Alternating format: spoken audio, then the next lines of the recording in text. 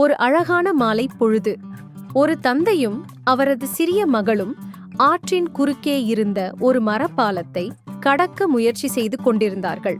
அந்த ஆற்றில் வெள்ளம் பெருக்கெடுத்து ஓடிக்கொண்டிருந்தது.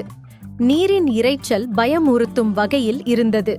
பாலத்தின் மீது ஏறத் தொடங்கும் முன் தந்தை தன் மகளின் பாதுகாப்பை கருதி அவளிடம் சொன்னார்.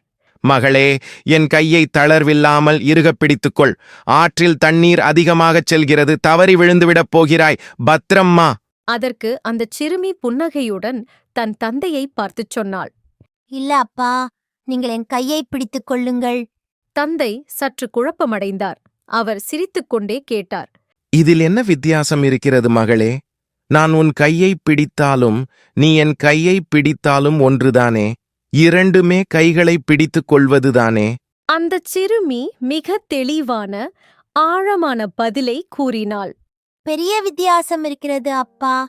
ஒருவேளை நான் உங்கள் கையை பிடித்திருக்கும்போது ஆற்றில் ஏதேனும் ஆபத்து ஏற்பட்டாலோ அல்லது நான் பயந்து விட்டாலோ அறியாமல் என் பிடி தளர்ந்து உங்கள் கையை விட்டுவிட வாய்ப்பு இருக்கிறது.